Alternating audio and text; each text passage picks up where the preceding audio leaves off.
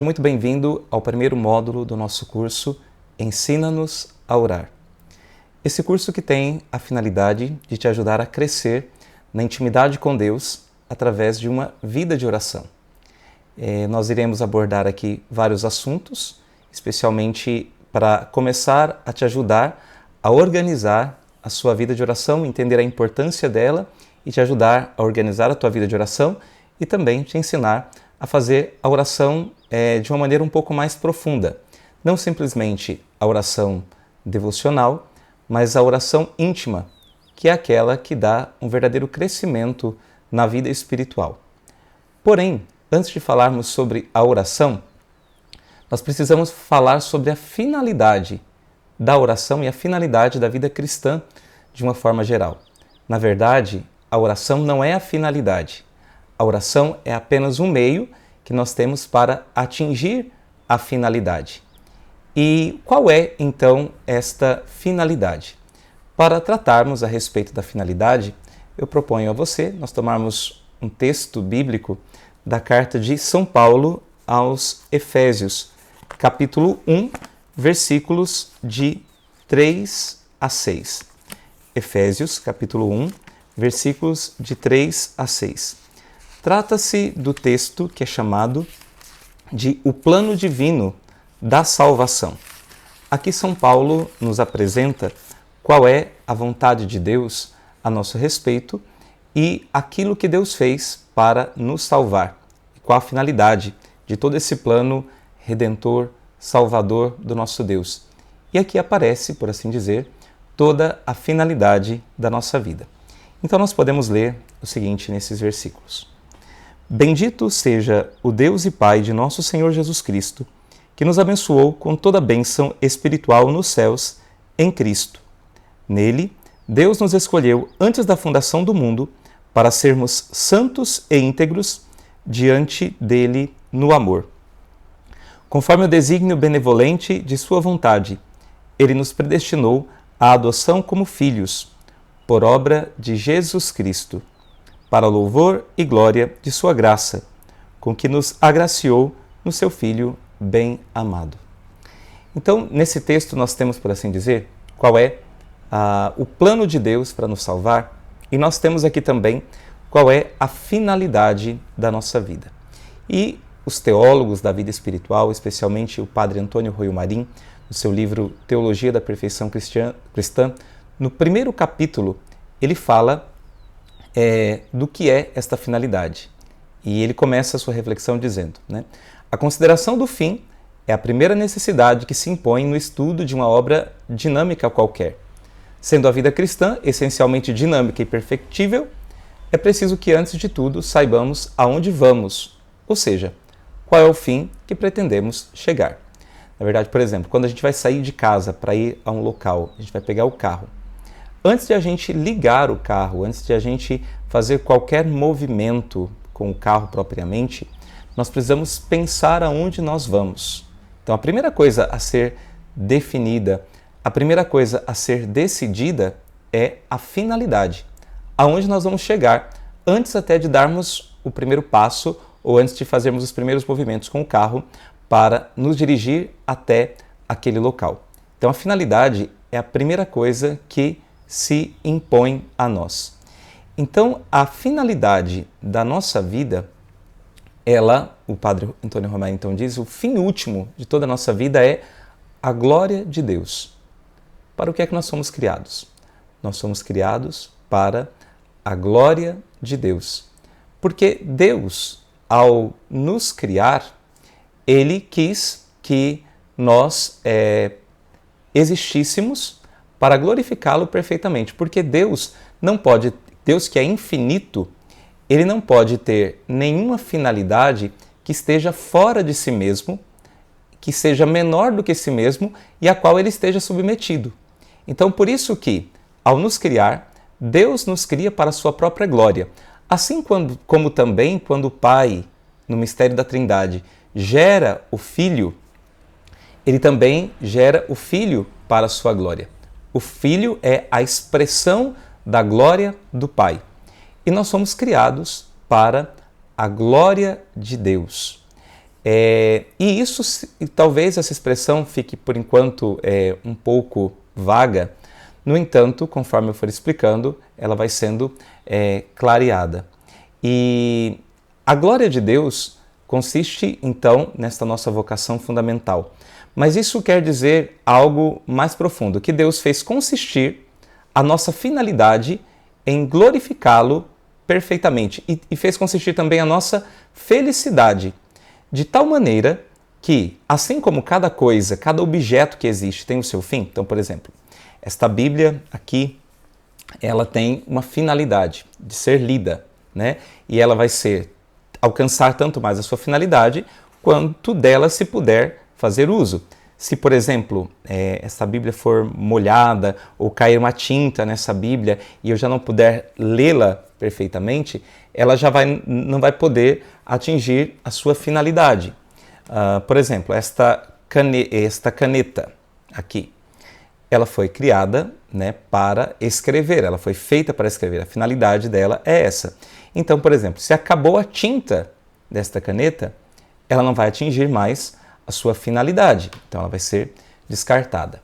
O homem foi criado para glorificar a Deus, de tal maneira que ele alcança a sua plenitude, ele alcança a sua felicidade, quanto mais ele glorifica a Deus.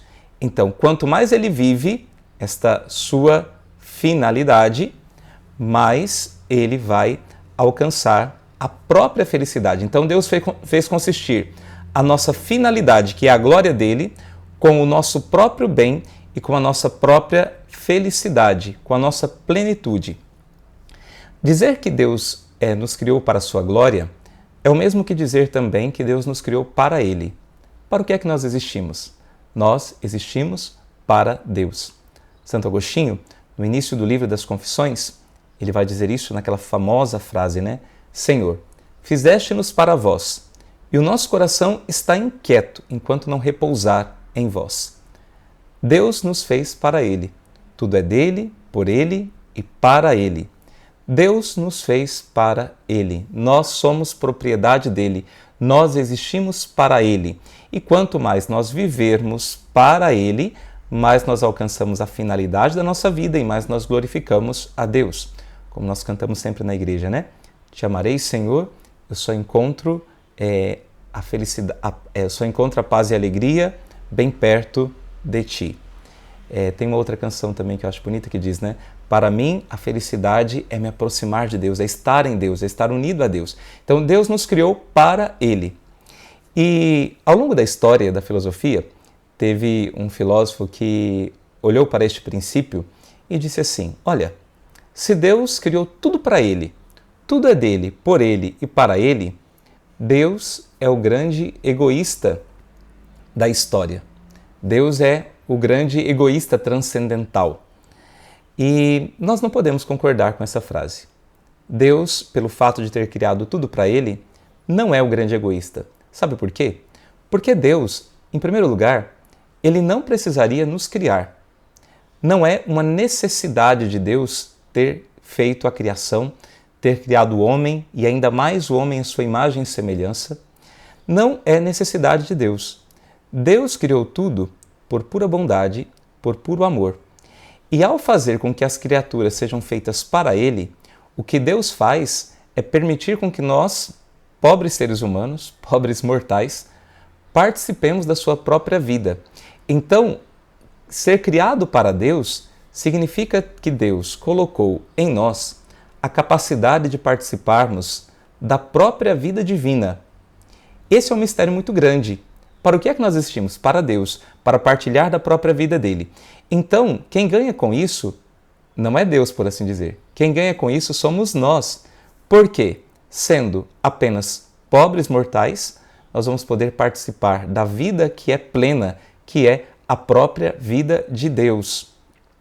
Então, somos nós quem recebemos esse benefício. Ao viver para Deus, nós experimentamos em nós a felicidade completa, que é a presença do próprio Deus em nós.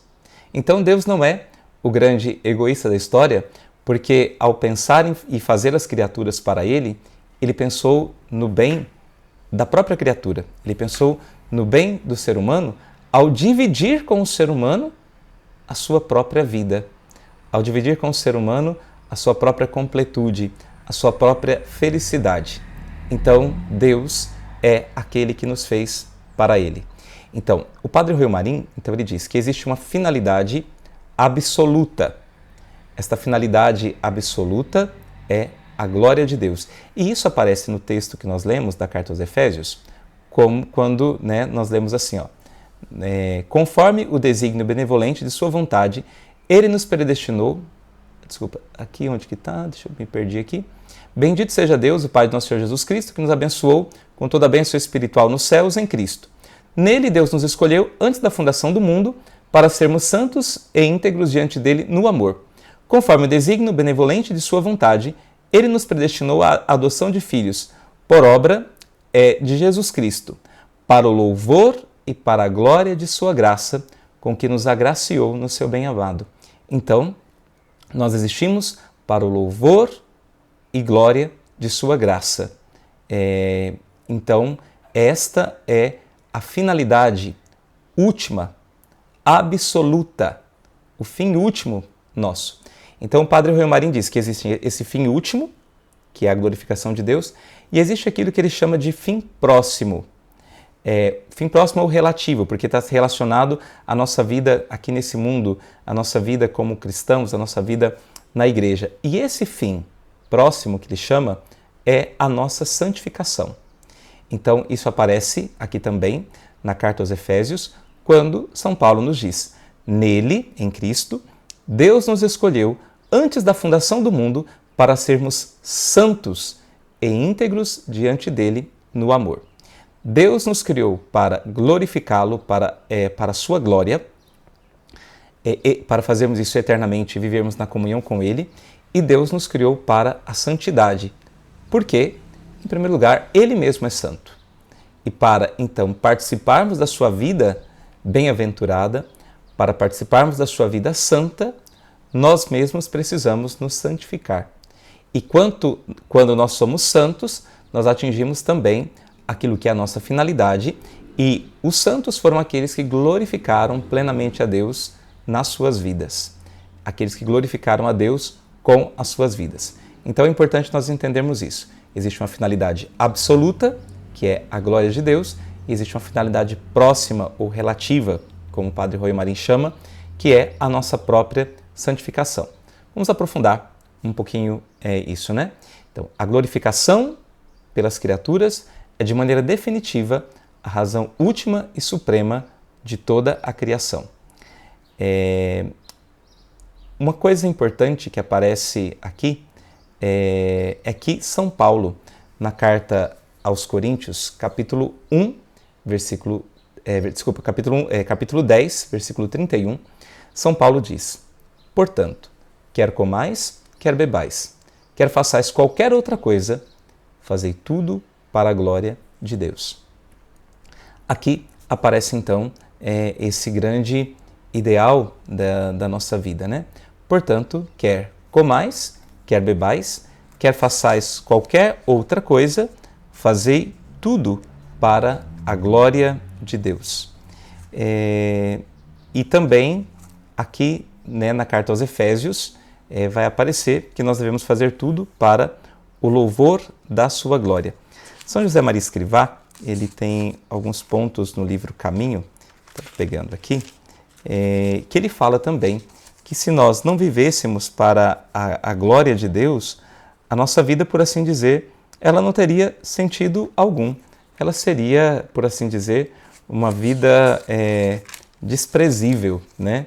Então, ele diz aqui no ponto 783 de Caminho: se a vida não tivesse por fim dar glória a Deus, seria desprezível, mas ainda detestável. Então, a nossa vida tem esta finalidade de dar glória a Deus. E o Padre Rui Marim então diz que absolutamente tudo deve subordinar-se a esta suprema finalidade. Ou seja, cada passo que nós damos, cada movimento, cada ato nosso deve ter em vista a glorificação de Deus. Cada ato nosso deve ter em vista a nossa santidade, o tornarmos-nos santos, o sermos aquilo para o qual nós fomos criados. Então, absolutamente tudo, assim como, por exemplo, quando eu vou sair da minha casa e eu vou me dirigir a um determinado lugar, eu devo conduzir os meus passos ou conduzir os movimentos do carro e o volante para aquela direção. E aí, quanto mais eu fizer isso, mais rápido eu chego e eu vou ter a certeza de chegar. Porque se eu pegar, por exemplo, um atalho, se eu pegar um outro caminho, se eu me desviar, eu posso não chegar. Então, cada passo, cada movimento que eu der deve ser dirigido a esta finalidade. E também nós devemos nos lembrar daquilo que foi o lema que Santo Inácio de Loyola escolheu para a Companhia de Jesus, que foi a congregação, a ordem que ele fundou, né? Então, o lema dos jesuítas é Ad Maiorem Dei Gloriam, a maior glória de Deus, tudo para a maior glória de Deus. Então, nós somos chamados a fazer isso também, a viver para a maior glória de Deus, Ad Maiorem Dei Gloriam, em latim. Na prática, nada deve preocupar tanto uma alma que aspire à santidade que o constante esquecimento de si mesma e a plena retificação de sua intenção para a maior glória de Deus. Isso aqui nos diz o Padre Antônio Ruy Marim. Também o próprio Santo Inácio de Loyola, no seu livro dos Exercícios Espirituais, ele apresenta logo no início algo que ele chama de princípio e fundamento. Nesse princípio e fundamento, Santo Inácio fala daquilo que também é esta finalidade da vida humana. E ele diz: o homem é criado para louvar, reverenciar e servir a Deus nosso Senhor e assim salvar a sua alma. Então, o homem é criado para louvar, aqui a glória de Deus, reverenciar e servir a Deus nosso Senhor e assim salvar a sua alma. E as outras coisas sobre a face da terra são criadas para o homem a fim de ajudá-lo a alcançar o fim para o que foi criado. Então, todas as outras coisas que Deus colocou à nossa disposição, elas devem nos ajudar a chegar mais perto dele, né? Então, tem uma oração na liturgia que nós dizemos que nós devemos buscar a Deus e aí, usando as coisas que passam, abraçar as que não passam. Então, todas as coisas criadas, elas têm, elas são meio para que nós possamos alcançar a nossa finalidade. O problema é quando nós colocamos, invertemos a coisa. E aí, muita gente acaba colocando a sua finalidade nas criaturas e ela pensa que a sua finalidade são as criaturas e ela acaba se dedicando e se apegando mais às criaturas do que aquilo que é a sua própria finalidade, que é o próprio Deus. Por isso também Nosso Senhor nos fala dessa prioridade que deve ter a busca de Deus na nossa vida, né? Buscai, em primeiro lugar, o reino de Deus e a sua justiça, e todas as outras coisas vos serão dadas por acréscimo. Ou ainda quando Nosso Senhor nos diz, né, de que vale o homem ganhar o mundo inteiro, se vir a perder a vida eterna. Ou ainda quando Jesus nos diz, ajuntai vosso tesouro no céu, onde nem a traça nem a ferrugem corroem. Por isso, então, a finalidade da nossa vida é essa e as outras coisas são criadas para o homem, para nos ajudar a atingir aquilo que é a nossa finalidade. E aí o Santo Inácio de Loyola continua dizendo, de onde se segue que há de usar delas tanto quanto o ajudem a atingir o seu fim, e há de privar-se delas tanto quanto dele o afaste. Pelo que é necessário tornar-nos indiferentes a respeito de todas as coisas criadas, em tudo aquilo que depende da escolha do nosso livre-arbítrio, e não lhe é proibido. De tal maneira que de nossa sorte não queiramos mais saúde que doença, riqueza que pobreza, honra que desonra, vida longa que breve, e assim por diante em tudo mais, desejando e escolhendo apenas o que mais nos conduzir ao fim para que fomos criados. Então, quando ele coloca aqui, olha, que de tal maneira que de nossa parte nós não queremos mais saúde que doença. Então, o que ele está dizendo é o seguinte, olha, nós devemos glorificar a Deus se nós tivermos saúde. Nós devemos glorificar a Deus se nós estivermos doentes. Então, na nossa saúde, na nossa doença, glorifiquemos a Deus. Se nós tivermos riqueza, glorifiquemos a Deus com a nossa riqueza. Se estivermos na pobreza, glorifiquemos a Deus na nossa pobreza. Se tivermos honra, glorifiquemos a Deus através da nossa honra, dando glória a Deus. Se tivermos desonra, também glorifiquemos a Deus, né? Os próprios santos, São José Maria Escrivá, eu estou misturando os santos aqui, São José Maria Escrivá, ele diz, Senhor, se não queres a minha honra, para que quero eu? Né? Aqui no momento que ele estava sendo criticado, perseguido, caluniado, e atacavam publicamente a honra dele, né? E São José Maria faz essa oração, né? Senhor, se não tens necessidade da minha honra, para que a quero eu? Então os santos glorificam a Deus quando são honrados e quando são desonrados, quando são humilhados, quando são rejeitados, né? Os santos glorificam a Deus se têm vida longa, vivem na perseverança até o fim, para a glória de Deus, e também se têm vida breve. Então basta nós pensarmos alguns santos que morreram muito cedo. Nós temos santos que morreram com a vida longa, né? São Paulo da Cruz, Santa Hildegarda, que acho que morreu com uns 89 anos, mas tivemos santos que morreram, tiveram vida breve.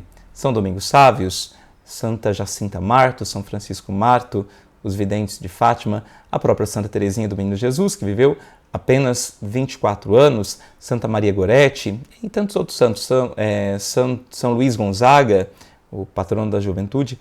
Então, aquele que quer se santificar deve aproveitar de todos os meios, de todas as circunstâncias e de todas as criaturas para poder chegar logo a glorificar a Deus em todas as coisas.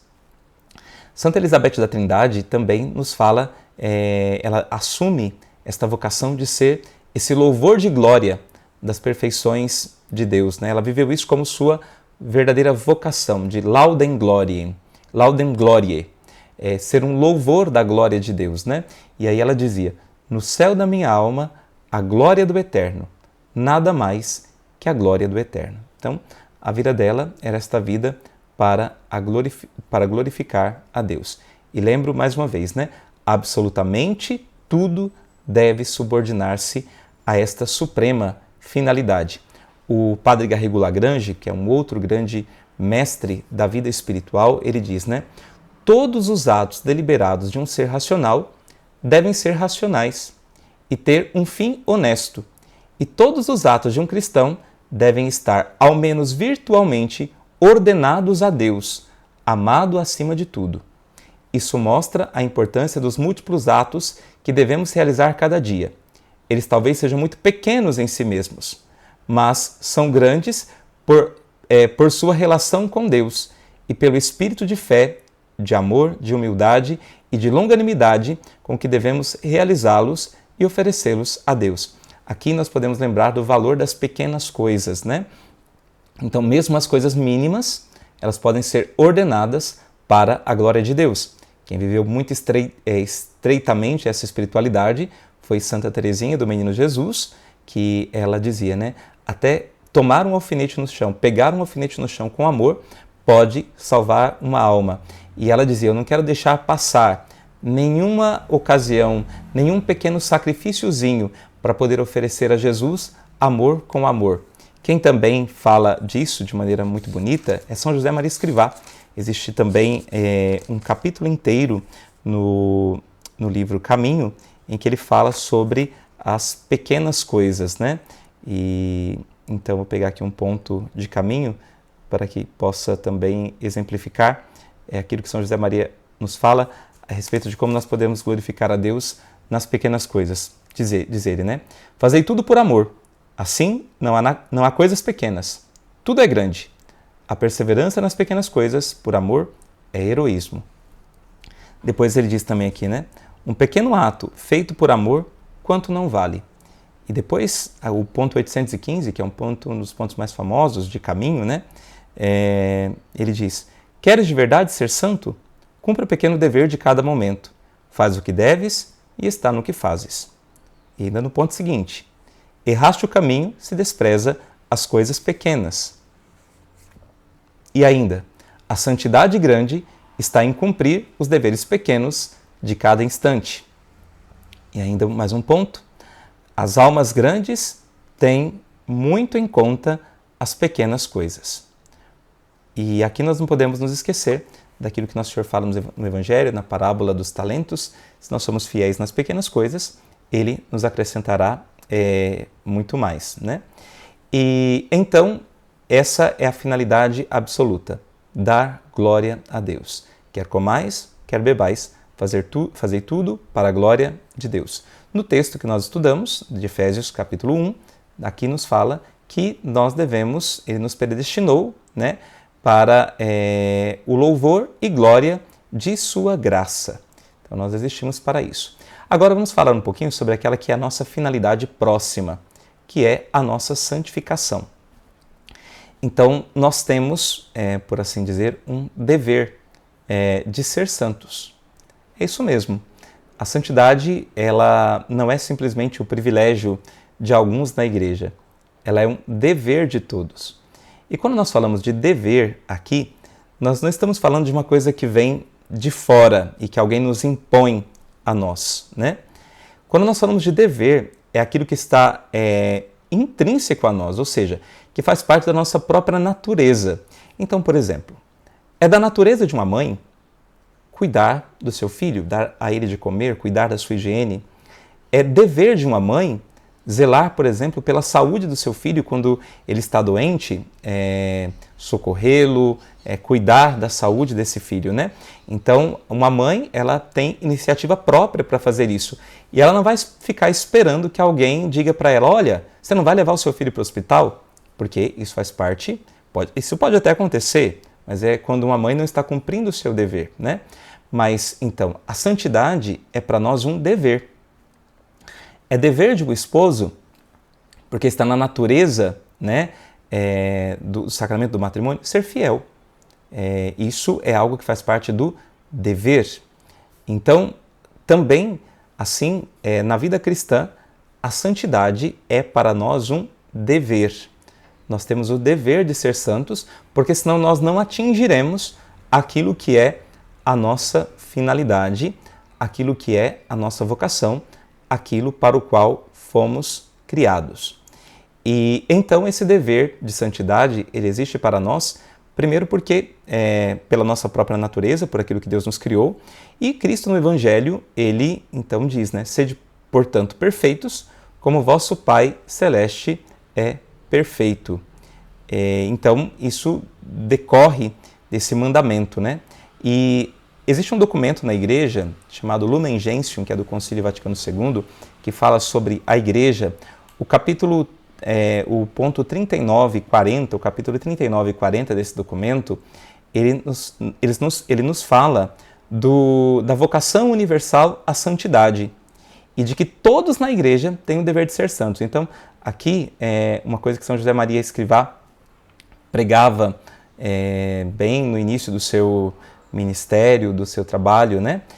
A igreja inteira vai assumir, vai dizer isso nessa linguagem bonita da vocação universal à santidade. E nós podemos ler nesse documento Lumen Gentium, né, que diz assim: todos na igreja, quer pertençam à hierarquia, quer por ela sejam pastoreados, são chamados à santidade. Então todos na igreja têm esse chamado e têm também, ao mesmo tempo, esse dever, né? Para um cristão, o caminho da santidade não é uma via opcional, mas é a via ordinária pela qual o cristão deve caminhar. Por quê? A santidade é o requisito para nós vermos a Deus. Na carta aos Hebreus, não me lembro agora se no capítulo 11 ou no capítulo 12, acredito que seja no capítulo 12, está escrito assim, né? Procurai a paz com todos e ao mesmo tempo a santidade, sem a qual ninguém verá o Senhor. Então a santidade é um requisito para nós contemplarmos a face de Deus. E ser santo significa atingir a plenitude da vida cristã. Um cristão, de fato, é um cristão que vive santamente, né? E essa vida cristã começa no batismo e ela desemboca na comunhão com Deus no céu. Um santo é alguém que atingiu a plenitude da sua vida cristã. E o padre Roio Marim, ele nos dá 4 conceitos a respeito da santidade. O que é a santidade, né? A santidade. Em primeiro lugar, nós podemos dizer que a santidade é a nossa cristificação. Ou seja, a santidade consiste na nossa plena configuração a Cristo e que pode ser sintetizada na fórmula sublime de São Paulo. Não sou eu que vivo, é Cristo que vive em mim. Então nós devemos deixar Cristo viver em nós, né? a vida interior, a vida de santificação, é cada vez mais nós assumirmos a vida de Cristo em nós. Vivermos por Cristo, com Cristo e em Cristo. O Padre Rui Marim, também nos capítulos do livro da Teologia da Perfeição Cristã, ele... É que eu conheci esse livro em espanhol, Cristiana, e eu estou agora misturando aqui o cristã com cristiana. Então, o Padre Rui Marim, ele fala isso, né? Que ele resume os elementos cristológicos da nossa espiritualidade nesta fórmula que é utilizada na missa, né? Por Cristo, com Cristo e em Cristo. A vós, Deus Pai Todo-Poderoso, na unidade do Espírito Santo, toda honra e toda glória, agora e para sempre. Então, toda a nossa vida cristã consiste em viver por Cristo, com Cristo e em Cristo, na unidade do Espírito, para a glória de Deus Pai. Olha que bonita, que síntese, né? Que síntese maravilhosa. Então, sermos cada vez mais Cristo. Vivermos a vida de Cristo em nós. Vivermos de Cristo. Eu me alegro de falar sobre isso porque também é o meu lema de ordenação sacerdotal. O meu viver é Cristo. Para mim, o viver é Cristo, né? Inspirado em São Paulo. Para mim, o viver é Cristo, morrer é lucro. Eu vivo de Cristo. O cristão deve viver de tal maneira e configurar a sua vida de tal maneira a vida de Cristo que a vida dele deva ser o próprio Cristo. O segundo conceito de santidade é o de perfeição da caridade. Ou seja, a santidade consiste na perfeita união com Deus pelo amor. É também o que a carta aos Efésios, no capítulo 1, nos disse, né? Em Cristo ele nos escolheu para que sejamos santos e íntegros diante dele no amor. É amar a Deus de maneira perfeita e, obviamente, também, por causa de Deus, amarmos os nossos irmãos. Quem desenvolveu essa teologia de modo substancial foi Santo Tomás de Aquino. Então, a santidade consiste em viver de maneira perfeita o amor, consiste em viver de maneira perfeita a caridade, que é o grande mandamento que o Senhor nos deixou. Amai-vos uns aos outros como eu vos amei. Ninguém tem maior amor do que aquele que dá sua vida pelos seus amigos. Nisso todos saberão que vós sois os meus discípulos, se vos amardes uns aos outros. É o mandamento supremo do cristianismo. Depois, o terceiro conceito de santidade, que talvez seja aqui exige um pouquinho mais de entendimento, de explicação, é viver o mistério da inabitação trinitária. Viver a consciência de que a nossa alma é templo de Deus, é templo da Santíssima Trindade, e viver isso de maneira profunda e experiencial. Esse é o pensamento fundamental de São João da Cruz, quando ele diz, né? O centro da alma é Deus. Quando ela houver chegado a Ele, segundo toda a capacidade de seu ser e a força de sua operação e inclinação, terá atingido o seu último e mais profundo centro em Deus. Isto é, isto se realizará quando a alma com todas as suas forças compreender, amar e gozar plenamente a Deus. Então, esse mistério da inabitação.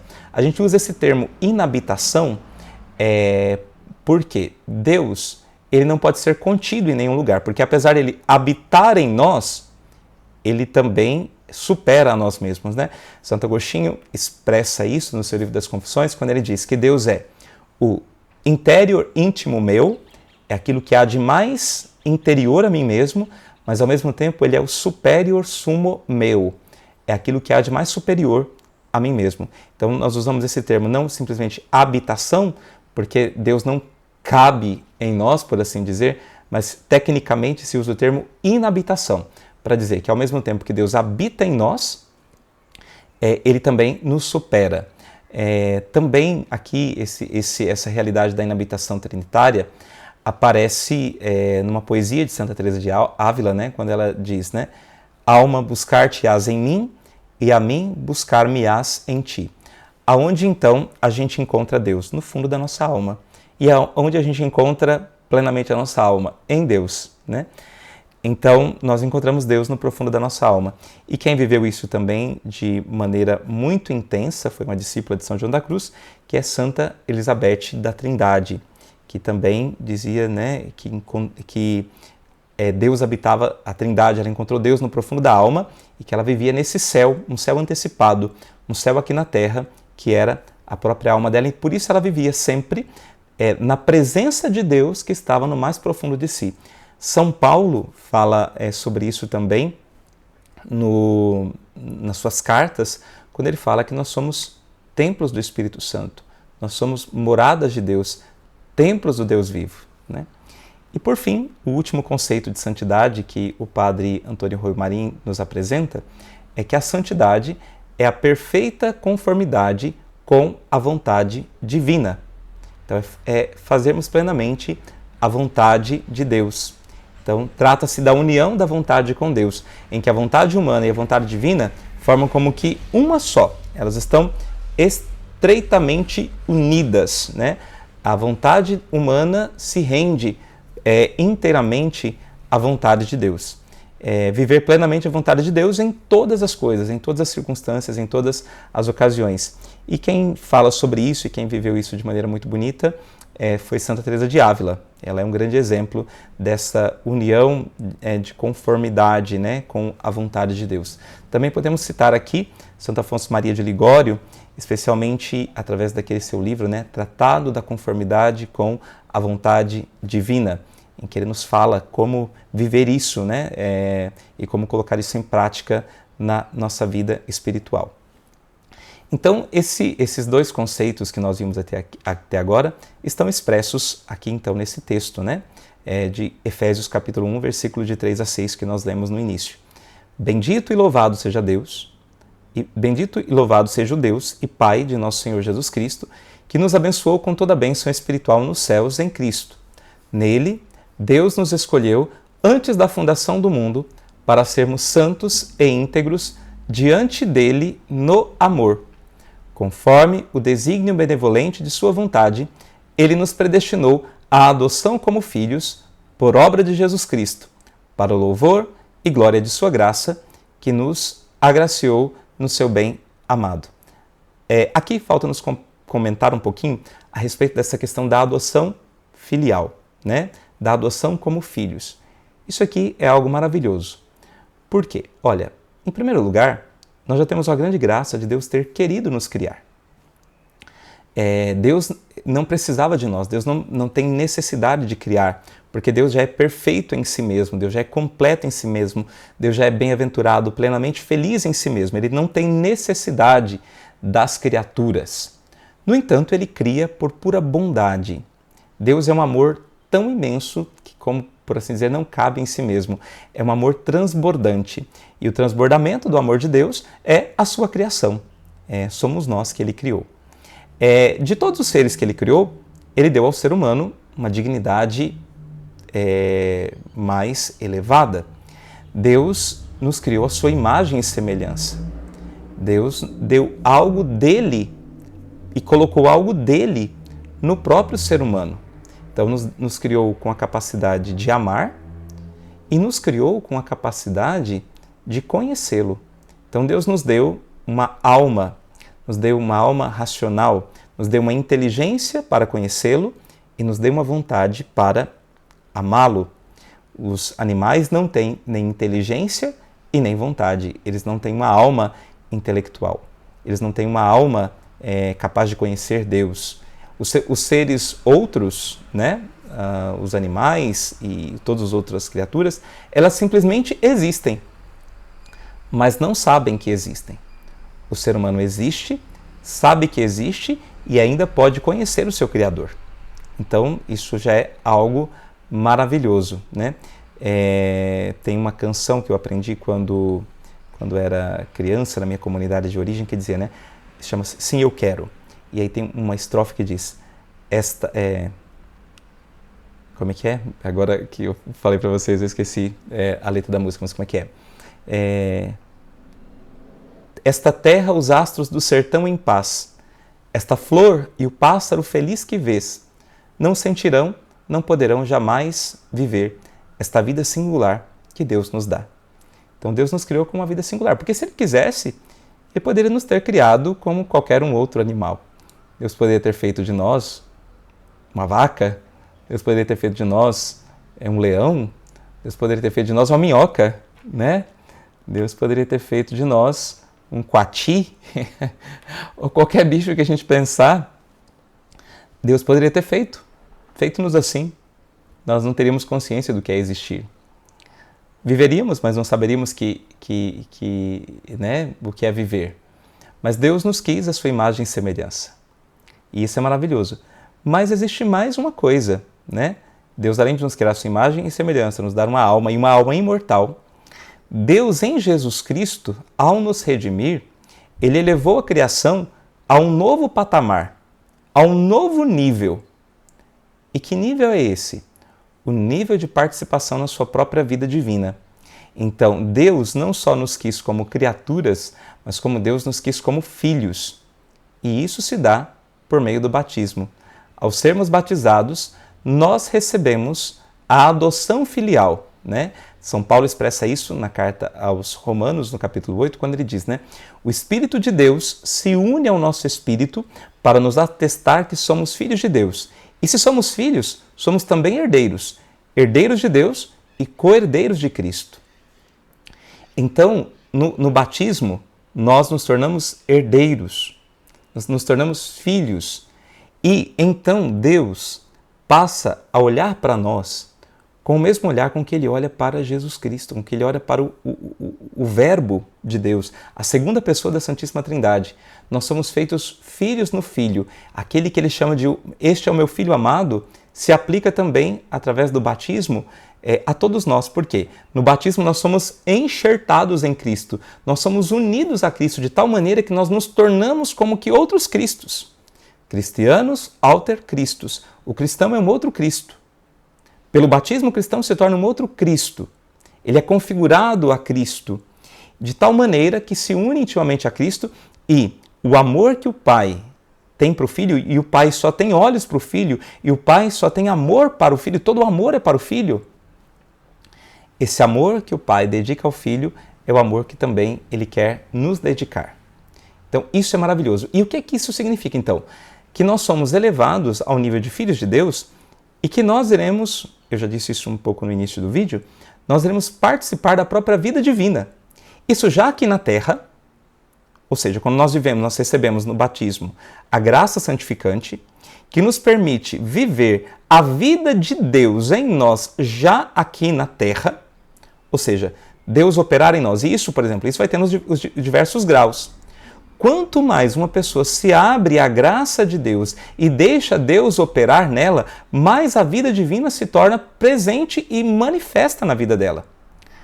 São João da Cruz, nos seus escritos, ele fala que os santos chegaram a um tão grau de união com Deus, um tão alto grau de união com Deus e de entrega da vontade deles a Deus, que o próprio operar deles, o próprio agir deles, era um agir divino.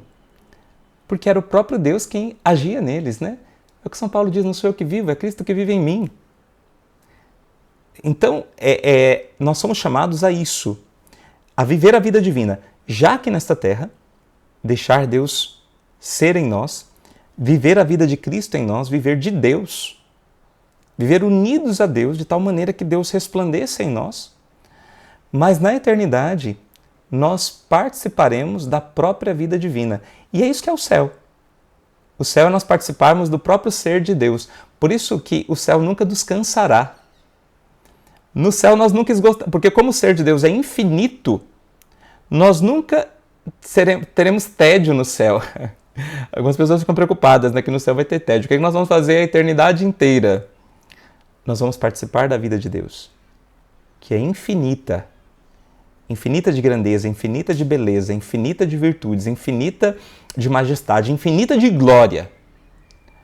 Nós iremos participar do próprio ser de Deus. São Paulo usa aí uma expressão muito bonita disso, né? Também nas suas cartas, quando ele diz que Deus será tudo em todos. Deus nos preencherá dele mesmo, para que nós amemos a Ele com o amor que Ele colocou em nós, com o amor que vem dele. Né? São João Paulo II também diz isso nas catequeses da teologia do corpo, quando ele fala da ressurreição. Então, no céu, Deus dilatará os nossos corações e preencherá com o amor dele os nossos corações, para que nós amemos a Ele com o amor que dele mesmo nós recebemos, e assim também nós possamos nos amar uns aos outros, aqueles que nós amamos aqui na terra, com o amor com o qual Deus preencheu o nosso coração. Por isso, só no céu é que nós vamos amar plenamente os nossos, que nós amamos de alguma forma aqui nesta terra. Então, meus irmãos, nós somos chamados à vocação de filhos, filhos adotivos, né? É esta a nossa vocação principal, né? Esse é o nosso chamado principal. E essa também é a principal característica da espiritualidade de São José Maria Escrivá, né? Ele fala que não tem nada maior do que isso, né, na vida cristã. O fato de sermos chamados filhos de Deus. E São João, na sua primeira carta, expressa isso também quando ele diz, né? Vede que grande presente de amor o Pai nos deu, de sermos chamados filhos de Deus. E de fato nós o somos. Vede que grande presente. É uma grande graça. É uma graça impagável. É uma graça inenarrável que nós temos diante de nós, né? E então, sermos filhos de Deus. Eu quero terminar esta meditação também fazendo algumas citações de Dom Columba Marmion, que é um grande autor da vida espiritual, quando ele fala ainda para nós dessa vocação nossa à santidade, né? O que é ser santo? Então, voltando um pouquinho, é viver plenamente essa nossa vocação de filhos de Deus, né? E então ele diz assim: é pois de máxima importância correr pelo caminho, como diz São Paulo, não correr aventura, mas de maneira a atingir a meta, conhecer o mais perfeitamente possível a ideia divina da santidade, que é aquilo para o qual Deus nos criou, né? Examinar com maior cuidado o plano traçado pelo próprio Deus para nos fazer chegar até Ele e adaptar-nos a esse plano. Só assim se pode operar a nossa salvação e santificação. Depois, Dom Columba Marmion diz: toda santidade consistirá, por conseguinte, em receber de Jesus Cristo e por Jesus Cristo, que a possui plenamente e que foi constituído único mediador, a vida divina. Então, a santidade consiste em receber de Jesus a vida divina, porque na sua divina humanidade, Jesus traz a vida divina a nós e pelo batismo ele nos faz participar desta vida divina, né? E aí, Dom Columba continua: e em a conservar, então, acolher esta vida divina em nós e conservá-la e a aumentar incessantemente por uma adesão cada vez mais perfeita, por uma união cada vez mais íntima com aquele que é a fonte desta vida. A santidade é, pois, um mistério da vida divina comunicada e recebida, comunicada em Deus, o Pai, ao Filho, por uma inefável geração, comunicada fora de Deus pelo Filho à humanidade, que ele uniu pessoalmente a si na encarnação. Depois, por esta humanidade, as almas, e recebida por cada uma delas na medida da sua predestinação particular, de modo que Jesus Cristo é deveras a vida da alma, porque é a fonte e o dispensador desta vida. Jesus nos diz no Evangelho: como o Pai me amou, assim também eu vos amei. E depois ele diz: amai-vos uns aos outros assim como eu vos amei. Então Jesus recebe esta vida divina do Pai ao ser gerado pelo Pai. Jesus, ao se encarnar, ele comunica esta vida divina a nós, mas ele comunica esta vida divina a nós por meio da igreja, por meio dos sacramentos da igreja. Por isso, o primeiro sacramento pelo qual nós recebemos a vida divina é o batismo, e depois nós continuamos recebendo esta vida divina através da comunhão. E todas as vezes que nós perdemos esta vida divina, que nós perdemos a graça santificante através do pecado mortal que cometemos, nós então recobramos esta vida divina e recobramos essa graça santificante através do sacramento da confissão, né? Então, aqui toda a dinâmica da vida cristã é fazer com que esta vida divina que nós recebemos no batismo, pela mediação de Jesus Cristo que se encarnou, e vida divina que ele recebeu do próprio Pai ao ser gerado pelo Pai, né? Toda a nossa vida consiste em conservar e aumentar esta graça em nós, fazendo com que por uma adesão sempre maior a Deus, fazendo com que essa vida se expanda em nós. E uma última citação de Dom Marmion, ele diz assim: Deus quer que sejamos santos, é sua eterna vontade, Foi para isso que nos escolheu. A vontade de Deus é a vossa santificação. Diz ainda São Paulo. Diz ainda São Paulo. E aí agora Dom Marmion diz uma coisa muito bonita e muito forte. Ele diz: Ele deseja, com uma vontade infinita, que sejamos santos. Deus deseja com uma vontade infinita que sejamos santos. E assim o quer, porque Ele próprio é santo. Porque faz consistir nessa santificação a glória que espera de nós e a alegria com que deseja saciar-nos. Mas o que é, afinal, ser santo? Nós somos criaturas. A nossa santidade não existe senão por uma participação da santidade de Deus. Para compreender, temos, pois, de remontar a Deus. Só Ele é santo por essência, ou melhor, Ele é a própria santidade. E aí, quanto mais nós nos aproximamos de Deus, quanto mais nós participamos da vida divina, assumindo o nosso batismo, vivendo o nosso batismo, vivendo a vida sacramental, vivendo a vida interior, mais essa santidade de Deus pode operar em nós e pode se manifestar em nós e nos santificar, e nos tornar santos, né? Pelo contato que nós vamos tendo com o próprio Deus Santo. Por isso a santidade não é uma coisa que nós fazemos. Ninguém se torna santo pelo próprio esforço. Isso seria uma heresia afirmar isso, né? A heresia do pelagianismo. Nós não nos tornamos santos pelos nossos esforços, pelas nossas obras. Nós nos tornamos santos pela graça de Deus em nós. Pelo nosso contato com Deus. É Deus quem vai nos tornando santos.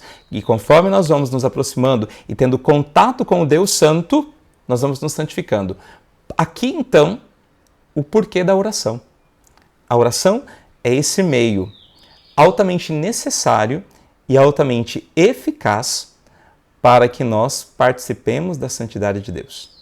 Convivamos com a santidade de Deus e deixemos Deus operar em nós esta santidade. Deixemos Deus operar em nós aquilo que Ele quer de nós. Então, por isso não teria muito sentido nós falarmos de oração sem entendermos qual é a finalidade da nossa vida. Então, quando nós rezamos para que nós nos tornemos aquilo que Deus quer de nós para a sua plena glória. Nós rezamos para nos tornar santos, porque quando somos santos, glorificamos plenamente a Deus. Então, ninguém se torna santo sem rezar. Ninguém se torna santo sem oração. É impossível se tornar santo sem oração. Então é por isso que devemos rezar e devemos rezar muito. Nas nossas próximas meditações, nós falaremos um pouco mais a respeito do que é a santidade e falaremos mais propriamente sobre o que é a oração, a necessidade de rezar e também sobre o como rezar. Então, nós vamos postar na sequência os outros vídeos desse módulo do nosso curso Ensina-nos a Orar. Louvado seja o nosso Senhor Jesus Cristo, para sempre seja louvado. Glória ao Pai, ao Filho e ao Espírito Santo, como era no princípio, agora e sempre. Amém. Deus te abençoe.